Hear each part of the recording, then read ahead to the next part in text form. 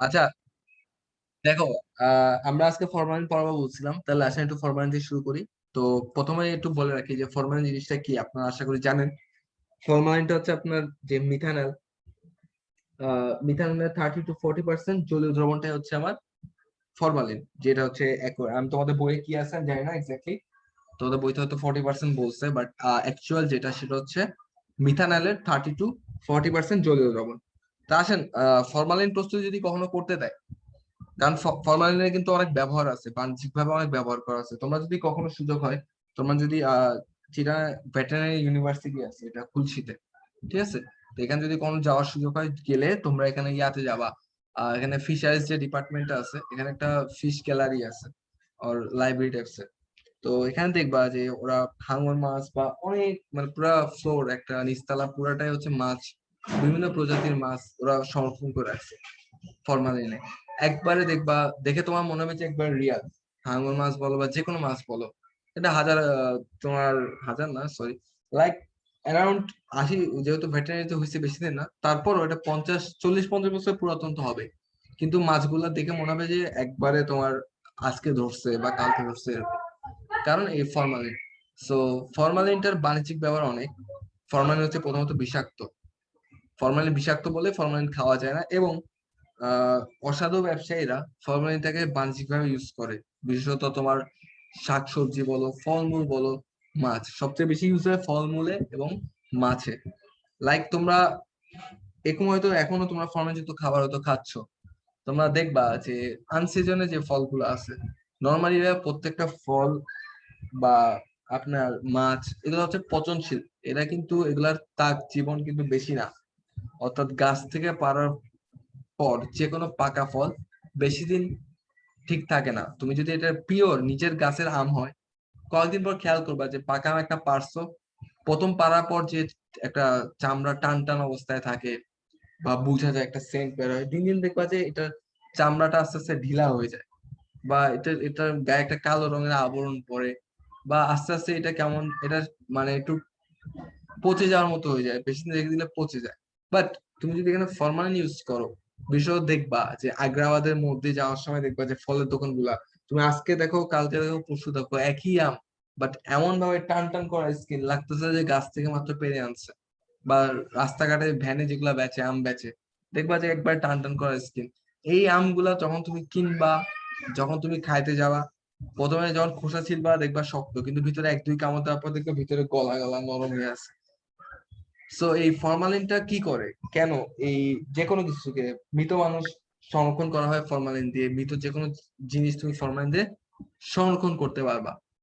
তো ফরমালিন কাজটা কি, তোমার যে কোনো জিনিসকে, যে কোনো জিনিসকে পচাইতে তোমার যে জৈব উপাদান গুলা লাগে, বা জারণ ঘটতে হয়, যে কোনো জিনিসকে তুমি যদি পচাইতে চাও, ঠিক আছে, বায়ুর উপস্থিতি প্রয়োজন হয়, জারণ করতে হয়। বাট ফরমালিন এই জিনিসগুলাকে কার্যতপক্ষে নষ্ট করে দেয়। সেজন্য যে কোনো মাছকে যদি তুমি ফরমালিনে চুবাই রাখো, মাছ কিন্তু অনেক পচনশীল। একটা মাছ তুমি সকালে ধরছো, এটা তুমি যদি বিকালের মধ্যে বিক্রি না করতে পারো, এটা আস্তে আস্তে তোমার এটার ভিতরে যে ফুলকা যেগুলো আছে, মানে মানুষ যখন দেখবা, কখন যদি বাজারে যাও, মাছ কেনার সময় কিন্তু ওই যে কানকোটা সরায় দেখে লাল কালার কিনা, একবারে টকটকে লাল হলে এটাকে আমরা ধরে নিই টাটকা মাছ। যত বাসি পচা মাছ হয় একদিন দুই দিনের, আস্তে আস্তে এগুলা কালো হয়ে যায়। কিন্তু ফরমালিন টরমালিন দিলে এগুলা আহ কয়েকদিন, মানে তোমার আনসোল্ড হইলেও এটা বাইরে থেকে লাগে যে একবার টাটকা মাছ, পরে তুমি রান্না করবে না বুঝতে পারবে এটা স্বাদ নষ্ট হয়ে গেছে। সো ফরমালিনটা ভাইয়া বেসিক্যালি এটার কাজ কিন্তু ব্যবসা করার জন্য। এটা হচ্ছে ধরো এই যে ইম্পর্টেন্ট কোনো জিনিস, যে ধরো তোমার সংরক্ষণ করে রাখতে হবে, যে কোনো জাদুঘর, ধরো তোমার বিভিন্ন স্পেসিস, কোনো প্রাণী, কোনো ইঁদুর বলো, কোনো সাপ বলো, বা কোনো ঈগল পাখি বলো, যেগুলো হারাই গেছে বা যেগুলো নিয়ে তোমরা গবেষণা করবা, যারা প্রাণী নিয়ে লেখাপড়া করে, তাদেরকে যদি বুঝাইতে হয়, তাদের বোঝানোর জন্য তার ডেলি ডেলি তুমি ঈগল পাখি ধরে মারবা না।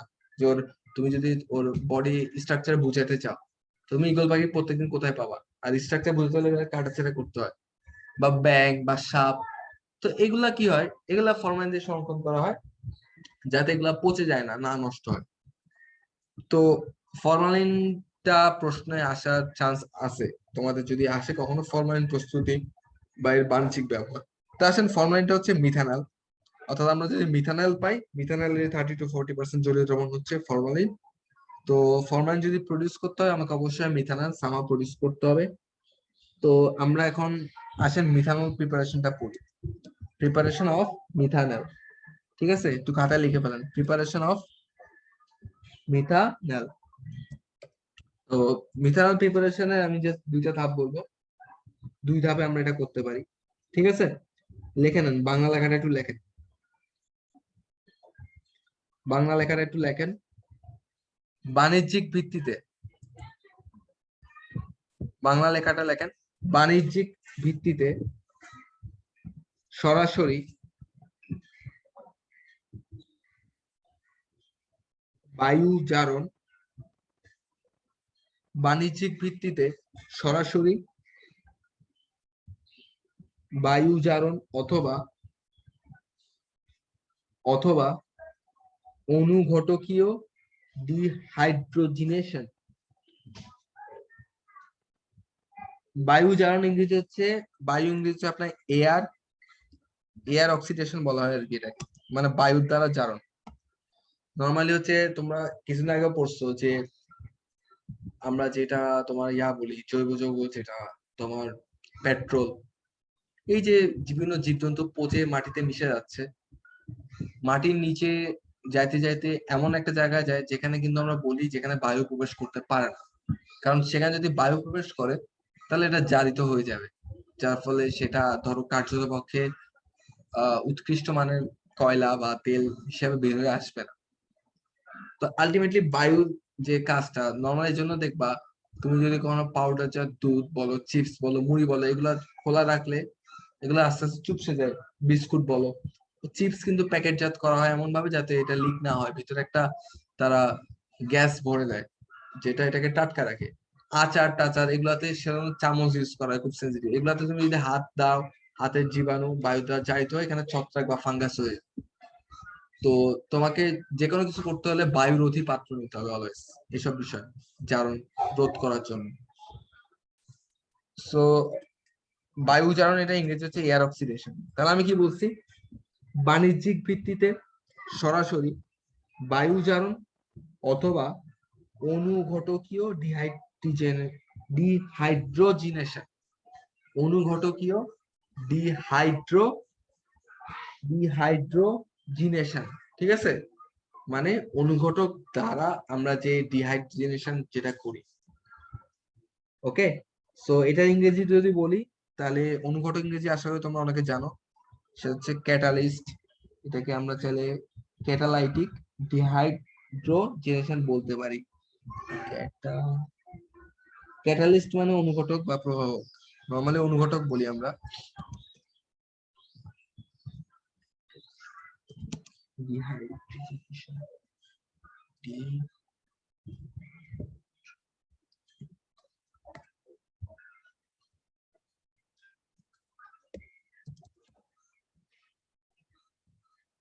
তাহলে এটা হচ্ছে অনুঘটকীয় ক্যাটালিক ডিহাইড্রোজেনেশন হচ্ছে অনুঘটকীয় ডিহাইড্রোজিনেশন। তাহলে বাণিজ্যিক ভিত্তিতে সরাসরি বায়ু জারণ অথবা অনুঘটকীয় ডিহাইড্রোজিনেশন দ্বারা মিথানল উৎপন্ন করা হয়। আমি আবারও বলতেছি, একটু লিখে নেন, বাণিজ্যিক ভিত্তিতে সরাসরি বায়ু জারণ অথবা অনুঘটকীয় ডিহাইড্রোজিনেশন দ্বারা মিথানল উৎপন্ন করা হয়। লাইনটা লেখা হয়েছে, লাইনটা লেখা হয়েছে ভাইয়া? জি ভাইয়া। আচ্ছা, মিথানল, মিথানল বাষ্প ও বায়ুর মিশ্রণকে, মিথানল বাষ্প ও বায়ুর মিশ্রণকে 600°C তাপমাত্রায়, দুইটা পড়াচ্ছি, দুইটা সিস্টেম পড়াচ্ছি, লেখো মিথানল বাষ্প ও বায়ুর মিশ্রণকে, একসাথেই লেখো, সমস্যা নেই।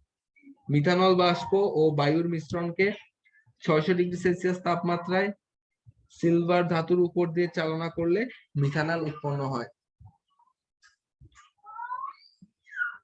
লেখা হয়েছে ভাইয়া? জি ভাইয়া। আচ্ছা, তাহলে বিক্রিয়াটা একবারে ইজি। দেখো বিক্রিয়াটা হচ্ছে কি, আমরা মিথানলটা তৈরি করি মিথানল থেকে। তাহলে আসলে আমরা আগে মিথানল লিখি। মিথানলের সংকেত হচ্ছে CH3OH। ঠিক আছে, এটা হচ্ছে আমার মিথানল। তাহলে এটা দুইটা বিক্রিয়া, একটা হচ্ছে আমি জাস্ট মিথানল আপনার সিলভার ধাতুর উপস্থিতিতে AG এবং টেম্পারেচার হচ্ছে অ্যারাউন্ড 600°C। তাহলে এটা আমার কি হয়ে যায়, মিথানল প্রডিউস হয়ে যায়, সাথে হাইড্রোজেন গ্যাস উদ্ভব হয় প্লাস H2।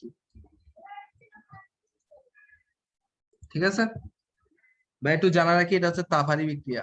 তোমরা যদি চাও লিখে নিতে পারো, এটা হচ্ছে তাপহারী বিক্রিয়া।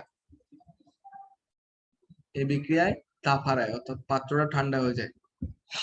এটা হচ্ছে তাপহারী বিক্রিয়া। এই বিক্রিয়াটা লিখছেন ভাইয়া? জি ভাইয়া। আচ্ছা, আরেক ভাবে এটা করা যায়, সেম, দুইটাই সেম। তখন এটা এখানে 2 মোল লাগবে।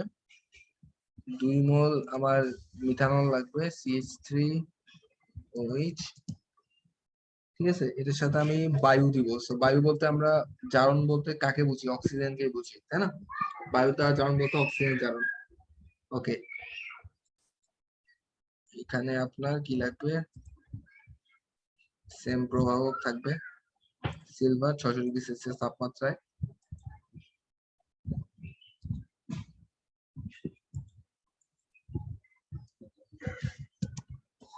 এখানে আপনার অ্যালডিহাইড তৈরি হবে, তবে 2 মোল তৈরি হবে।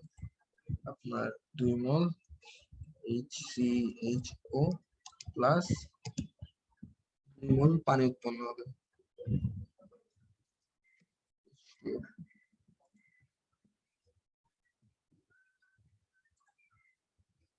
সেকেন্ড বিক্রিয়া লেখেন। আর সেকেন্ডটা হচ্ছে তাপ উৎপাদী বিক্রিয়া। সেকেন্ডটা হচ্ছে তাপ উৎপাদী বিক্রিয়া। প্রথমটা তাপহারী, সেকেন্ডটা হচ্ছে তাপ উৎপাদী।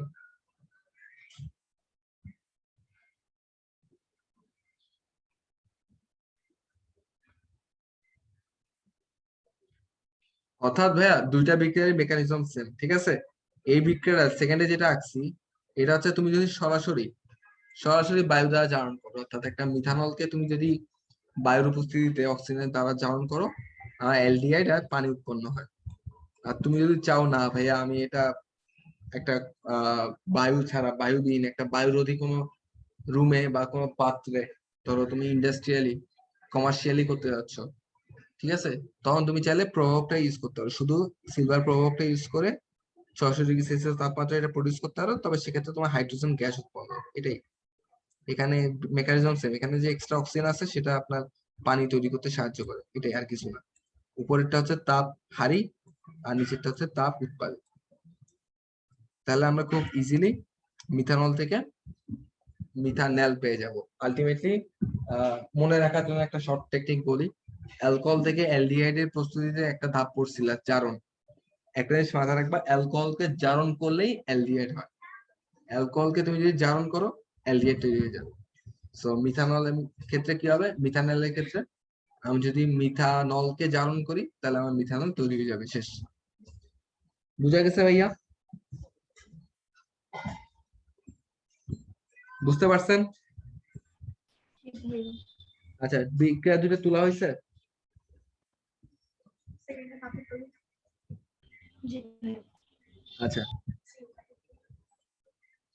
আচ্ছা, একটু মিথানলের বাণিজ্যিক ব্যবহারটা আপনাদেরকে বলি। আপনাদের বইতে হয়তো আছে, আমি বইয়ের বাইরে একটু জাস্ট আমার মাথায় যেগুলো আসছে সেগুলো বলতেছি, বইয়ের বাইরে এক্সট্রা কথা। যদি প্রয়োজন মনে করো তুলে ফেলবা, আর যদি না লাগে না তুলে না তুলো, ইটস আপ টু ইউ। এটা এমসিকিউর জন্য কাজে লাগতে পারে, আই ডোন্ট নো। তো প্রথমে একটু বলি, এই আমার প্রডিউস হচ্ছে মিথানল। এই মিথানলের একটা নাম আছে, সেটাকে বলা হয় ফর্মালডিহাইড। কি বলা হয়? ফর্মালডিহাইড। বুঝা গেছে ভাইয়া? বুঝা গেছে? আচ্ছা, এই যে ফর্মালডিহাইডটা পাবো, এই ফর্মালডিহাইডের আমি যে 30 to 40% জলীয় দ্রবণ নিই, সেটাই হচ্ছে আমাদের ফর্মালিন। ওকে, তা আসলে একটু ব্যবহার গুলা দেখি, যে বাণিজ্যিক ভাবে আমরা মিথানল কখন বা কেন ব্যবহার করি, বা কোন কোন সেক্টরে ব্যবহার করি। নর্মালি একটু যদি বলি, ফরমালিন হচ্ছে একটা কার্যকারী জীবাণুনাশক। ফরমালিন কিন্তু জীবাণুনাশক। কোনো একটা সাপোজ কোনো একটা মাছকে তুমি যদি তোমার বাসার উঠানে ফেলায় রাখো, ঠিক আছে, কোনো একটা মাছ নিয়ে যদি ফেলায় রাখো ভাইয়া, একদিনে 2 দিনের মধ্যে দেখবে এটা পচা শুরু করছে। কেন? কারণ এখানে জীবাণুগুলা কি করছে, অ্যাটাক করে। কিন্তু সেই মাছটা ফরমালিনের মধ্যে যুগের পর যুগ, বছর পর বছর রেখে দিতে পারবা। কেন? কারণ সেখানে কোনো জীবাণু আমরা তৈরি করতে পারতেছি না। তার মানে ফরমালিন হচ্ছে অতি কার্যকারী জীবাণুনাশক। ফরমালিন যুক্ত কোনো কিছুতে কোনো জীবাণু থাকতে পারে না। তো তুমি একদিকে বলো না তাহলে ফরমালিন যুক্ত ফলমূল খেলে তো ভালো, জীবাণু নাই। হ্যাঁ, যদি এরকম হইতো যে সেটার কোনো সাইড ইফেক্ট নাই তাহলে খাওয়া বেটার। বাট ফরমালিন যুক্ত ফলমূল বা মাছ খেলে তোমার ক্যান্সার হইতে পারে। ফরমালিন একটা খুব বিষাক্ত কেমিক্যাল যৌগ, যেটা তোমার শরীরের মধ্যে ইন্টারনাল ডিজিজ গুলা ঘটাবে, লাইক ক্যান্সার বা তোমার খাদ্যনালীতে প্রদাহ। আলটিমেটলি ফাইনাল স্টেজ হচ্ছে ক্যান্সার। ক্যান্সার তো আর রোগ না, তোমার যে কোনো বডি সেলে যদি কোনো কোষ নষ্ট হয়ে যায়, ঠিক আছে, পচে যায়, পচন ধরে, সেখান থেকে আলটিমেটলি ক্যান্সারটা তৈরি হয়ে যায়। অর্থাৎ ক্যান্সারটা হচ্ছে কি, কোষের কোনো ত্রুটি বা অতিরিক্ত বৃদ্ধি বা কোষের কোনো ক্ষয়। এটা হচ্ছে কোষের কোনো প্রবলেম হলে সেখান থেকে আপনার পচতে পচতে আস্তে আস্তে সেটা ক্যান্সারে কনভার্ট হয়ে যায়। ওকে, এটা একটা অতি কার্যকরী জীবাণুনাশক। আর এটা সবচেয়ে বেশি ইউজ হয় পরীক্ষাগারে জীববিজ্ঞানের নমুনা সংরক্ষণে, ঠিক আছে। কারণ আমি এটাই বলছি যে এটা পচন রোধ, এটা খুব সুন্দর ভালোভাবে পচন রোধ করতে পারে। সো ফার্স্ট অফ অল এটার বেসিক ইউজ হচ্ছে পরীক্ষাগারে জীবাণু সরি জীববিজ্ঞানের নমুনা যেগুলো আছে, স্পেসিস, বিভিন্ন জাতের প্রাণী, এগুলা নমুনা সংরক্ষণের জন্য আমরা ব্যবহার করি। এছাড়াও আমরা যদি ফরমালিনের সাথে, তোমাকে একটু বিক্রিয়াটা না লেখলেও চলবে ভাইয়া। ইউরোট্রপিনের নাম শুনছো কেউ? ইউরোট্রপিন একটা ওষুধ। আচ্ছা, তোমরা শুনো নাই সম্ভবত, তোমাদের লেভেলে নাই এটা। নর্মালি ভাইয়া ইউরোট্রপিনটা তৈরি করা হচ্ছে আপনার ফরমালিন থেকে। তো কেউ যদি তোমাকে কখনো জিজ্ঞেস করে ফরমালিনের সংকেত কি, কনফিউজ হওয়ার দরকার নেই। মিথানলের সংকেতটা হচ্ছে আপনার ফরমালিন, ঠিক আছে। আচ্ছা, তো এই ফরমালিনের সাথে বা মিথানলের সাথে আমি যদি NH3 অর্থাৎ অ্যামোনিয়া রিঅ্যাকশন ঘটাই, আমার একটা যৌগ উৎপন্ন হয়, ঠিক আছে। আমি যদি রিঅ্যাকশনটা করি, আমার একটা যৌগ উৎপন্ন হয়, যৌগটা লিখতেছি CH2 ব্র্যাকেটে লিখি CH2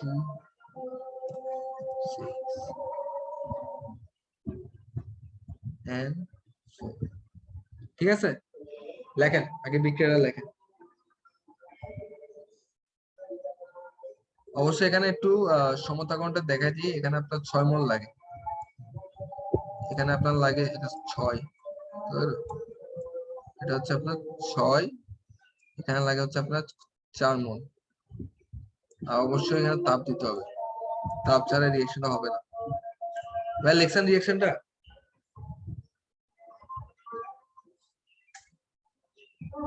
রিঅ্যাকশনটা লেখছেন? আচ্ছা, তাহলে এই যে আমার যে যৌগটা তৈরি হয়েছে না ভাইয়া, এটার কিছু নাম বলি। নামটা হচ্ছে, এটাকে আমরা চাইলে হেক্সামিন বলতে পারি। এটা একটা চার্টিক যৌগ অর্থাৎ অ্যারোমেটিক যৌগ, এটাকে আমরা হেক্সামিন বলতে পারি বা হেক্সামিথিলিন। আচ্ছা লেখেন, এটাকে আমরা চাইলে হেক্সামিন বলতে পারি। এটা হচ্ছে অ্যামিন। আমি আপনাদের পড়াইছিলাম অ্যামোনিয়া থেকে যে যৌগগুলো হয়, বা বলছি কিনা জানি না, সেটাকে আমরা অ্যামিন বলি, ঠিক আছে। যেমন তোমরা কি শুনছো কিনা জানি না, কার্বিল অ্যামিন যৌগ, এটা শোনার কথা না, এগুলো ইন্টারে পড়া, কার্বিল অ্যামিন যৌগ। আর অ্যামিনের কোন জাতক আমরা বলি অ্যামাইট, ঠিক আছে।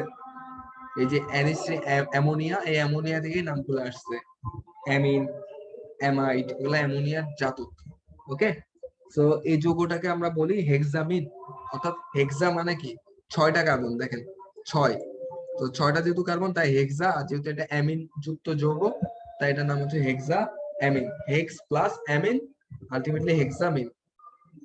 এটাকে তুমি চাইলে হেক্সামিন বলতে পারো, বা এটার আরেকটা নাম আছে হেক্সা মিথিলিন টেট্রামিন।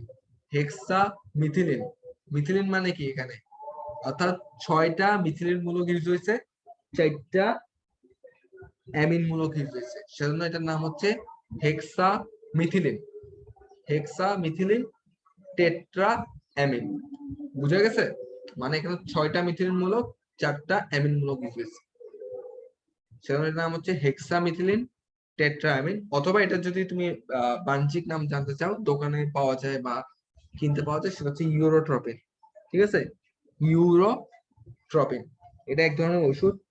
এটা নরমালি হচ্ছে তোমার বাতজ্বর বা মূত্রাশয়ের পীড়ায় ওষুধ হিসেবে ব্যবহার করা হয়। বাতজ্বর বা মূত্রাশয়ের পীড়া, পীড়া মানে হচ্ছে ব্যথা, ব্যথাজনিত বিভিন্ন ওষুধ হিসেবে এটাকে ব্যবহার করা হয়। লেখা হচ্ছে ভাইয়া?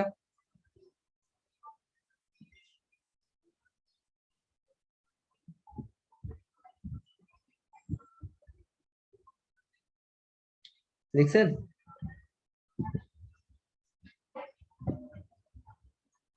ভাইয়া লিখছেন বা প্রয়োজনীয় যার প্রয়োজন? আচ্ছা, 3 নম্বর পয়েন্টটা যদি আরেকটা পয়েন্ট যদি বলি, এটা থেকে নরমালি এক ধরনের ভাইয়া এই মিথানল থেকে এক ধরনের প্লাস্টিক তৈরি করা হয়, প্লাস্টিকটার নাম হচ্ছে ব্যাকেলাইট।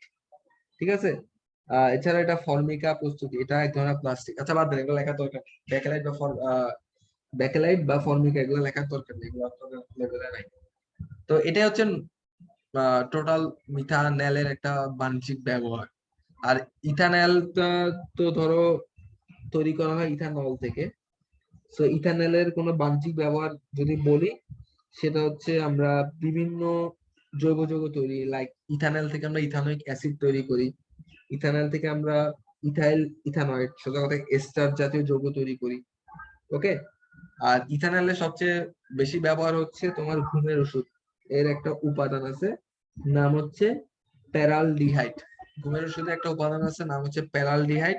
এই প্যারালডিহাইড তৈরি করতে আমরা ইথানলটাকে ইউজ করি।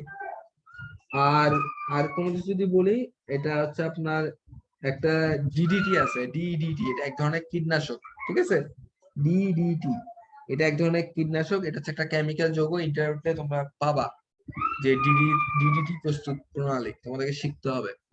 ডিডিটি, এই ডিডিটিটা তৈরি করা হয় ইথানল থেকে। এন্ড লাস্টলি যদি বলি যে আপনার রঞ্জন শিল্প, অর্থাৎ রঙের শিল্পগুলাতেও আমরা ইথানলটাকে ইউজ করি মোটামুটি। ওকে, আমি কি কোনো কিছু রিপিট করব? যেহেতু আমি তোমাদের বলছি, যারা লিখতে চাও লিখতে পারো, যারা লিখতে প্রয়োজন মনে করো নাই তারা না লিখতে না লিখো, সমস্যা নাই। বাট যারা লিখছো তাদের জন্য কি কোনো কিছু রিপিট করা লাগবে? রিপিট করা লাগলে বলো, রিপিট করতেছি।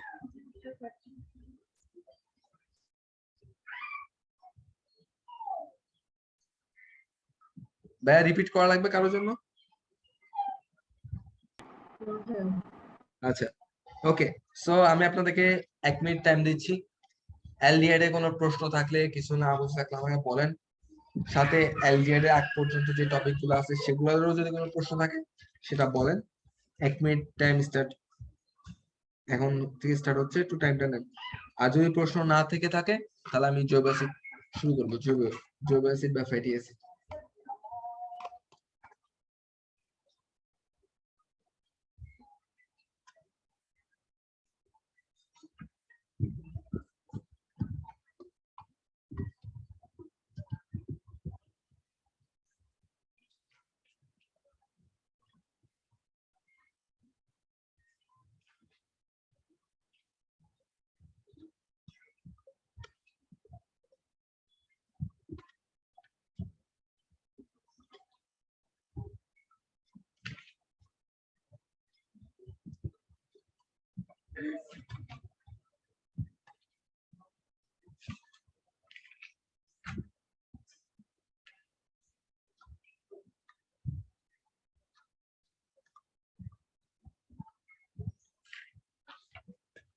কারো কোনো প্রশ্ন আছে?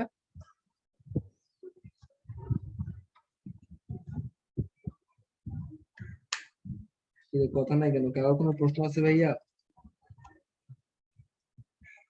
না ভাইয়া। ওকে, ঠিক আছে, শিওর তো? কারো কোনো প্রশ্ন নাই? প্রশ্ন থাকলে করতে পারো, তোমরা তো দেখি প্রশ্নই করো না। আবার প্রশ্ন কারা করে না, যে কোনো 2 ক্যাটাগরি মানুষ। এক, যারা সবকিছু পারে, আরেক হচ্ছে যারা কিছুই পারে না। তা আমি জানি না তোমরা কোন ক্যাটাগরিতে আছো।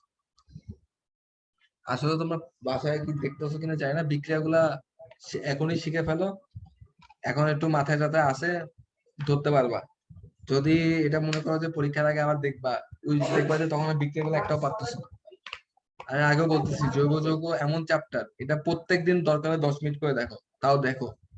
একবার যদি গ্যাপ পড়ে যায় আর শেষ করতে পারবা না, এটা হিউজ চ্যাপ্টার। আর এখান থেকে কনফার্ম প্রশ্ন আসবে। ওকে, আসেন আমরা কার্বক্সিলিক অ্যাসিড, জৈব অ্যাসিড যেটাই বলেন সেটা স্টার্ট করি। এটা হচ্ছে আপনাদের প্রকৃতপক্ষে পরীক্ষায় আসার মতো লাস্ট মোস্ট ইম্পর্টেন্ট টপিক এবং লাস্ট টপিক বলতে পারেন। এটা পর আরেকটা এক্সট্রা টপিক থাকবে, সেটা হচ্ছে বইয়ে দেখছেন পলিমারকরণ বিক্রিয়া। এটা হচ্ছে সম্পূর্ণ আলাদা একটা টপিক। এই কিছু পলিমারেরই মানে ক্লাসিফিকেশন আছে, যেমন অ্যালডল ঘনীভবন বা ঘনী বিভিন্ন আছে। আপনার বইয়ে কি কি আছে আমি ঠিক বলতে পারছি না। আয়রনের যেগুলো আছে অ্যালডল ঘনীভবন, ঘনীভবন পলিমারকরণ মনে আছে, যুগ পলিমারকরণ, এগুলো মনে হয় আপনাদের লেভেলে আছে। ওকে, সো এটা ইজি টপিক, ওটা থেকে প্রশ্ন খুব কম আসে। আর কিছু ইউনিক প্রশ্ন আছে, যেমন নাইলন প্রস্তুতি, তোমাদের বইতে সম্ভবত আছে নাইলন 66, বা এডিপিক অ্যাসিড, এগুলা মনে হয় আছে। নাইলন প্রস্তুত করতে হলে আপনাকে এডিপিক অ্যাসিড চিনতে হবে। তো এগুলা সিম্পল করা, এগুলা থেকে আসার পসিবিলিটি 10 to 15%। এগুলা ইউনিক প্রশ্ন, এগুলো 2 নম্বরের জন্য বা 3 নম্বরের জন্য একা আসে। বাট কার্বক্সিলিক অ্যাসিড পর্যন্ত যে প্রশ্নগুলো, এগুলো চেইন, অর্থাৎ ধরো খতে যেটা আসছে গতেও সেম, ঘতেও সেম, মানে এক সিরিয়ালে আসে, এরকম একই উদ্দীপক থেকে প্রশ্নগুলো আসে। তো এগুলা থেকে আসার পসিবিলিটি হচ্ছে 80%। তো আসেন আমরা একটা মোস্ট ইম্পর্টেন্ট এবং ইম্পর্টেন্ট গুলোর মধ্যে সবচেয়ে লাস্ট টপিক যেটা, বা এটা থেকে আসার সবচেয়ে বেশি পসিবিলিটি, সেই টপিকটা শুরু করতেছি। টপিকের নাম লেখেন কার্বক্সিলিক অ্যাসিড।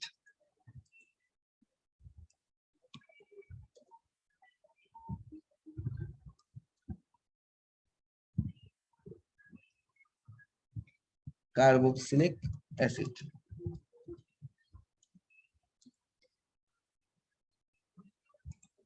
লিখছেন ভাইয়া?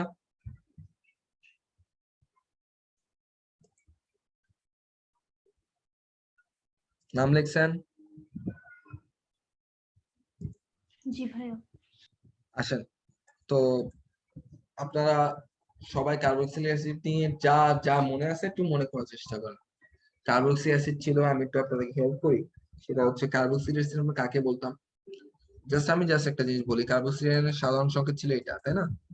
আর সি ডবল এইচ, অর্থাৎ কোন একটা যৌগের শেষে যদি আপনার কার্বক্সিলিক মূলক থাকে, তাহলে এখানে মেইন যে ঘটনাটা বা মেইন ঘটনার যে নায়ক, সেটা হচ্ছে আপনার সি ডবল এইচ মূলকটা।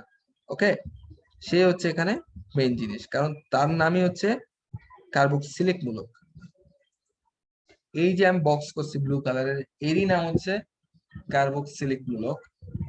আর এর নাম অনুসারেই যৌগটার নামকরণ করা হয় কার্বক্সিলিক অ্যাসিড। সো এটার ফিচার কি কি? প্রথম কথা হচ্ছে এটা একটা অ্যাসিড, তার মানে এটা অবশ্যই আপনার জলীয় দ্রবণে H+ আয়ন দিবে এবং এটা নীল লিটমাসকে লাল করবে। সেকেন্ড যে টপিক, এটার ইম্পর্টেন্ট টপিক, সেটা হচ্ছে কার্বক্সিলিক অ্যাসিড এক ধরনের জৈব অ্যাসিড এবং সকল জৈব অ্যাসিড হচ্ছে দুর্বল অ্যাসিড, এবং দুর্বল অ্যাসিড আমরা চাইলে খাইতে পারি। ওকে, বুঝা গেছে ভাইয়া? বুঝা গেছে? জি ভাইয়া। 1 মিনিট দাঁড়ান।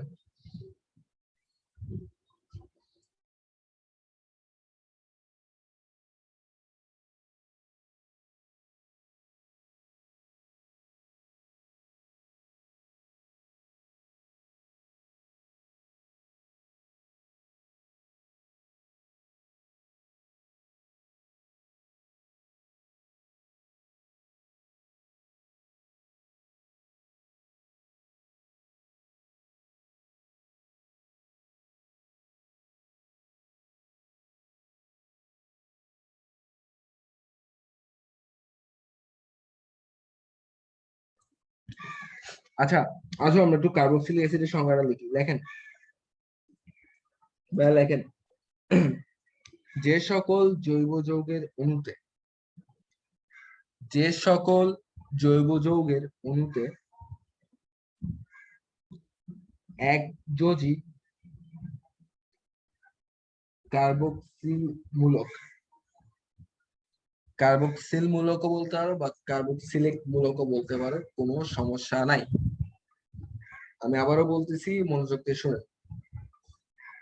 যে সকল জৈব যৌগের অণুতে একযোজী কার্বক্সিল মূলক বা কার্বক্সিলিক মূলক উপস্থিত থাকে তাদেরকে কার্বক্সিলিক অ্যাসিড বলা হয়। তাদেরকে কার্বক্সিলিক অ্যাসিড বলা হয়। লিখছেন ভাইয়া?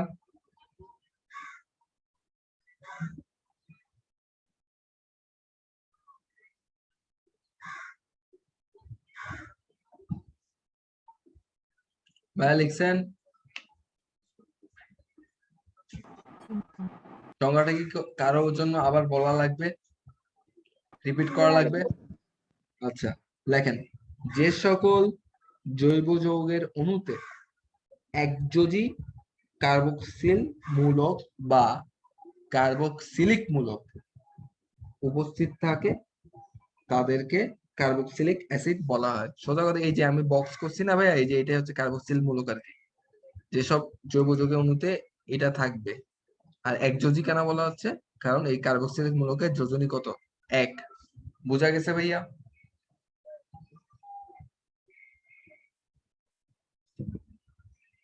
বোঝা গেছে? আচ্ছা, তো আসেন একটা ইনফরমেশন দিই। আচ্ছা, তোমাদের মিটিং 3 মিনিট আছে, নেক্সট মিটিং এ ঢুকো। লেট করবা না, আমার কাজ আছে আজকে, কার্বক্সিল শেষ করবো। সবাই ঢুকো তাড়াতাড়ি।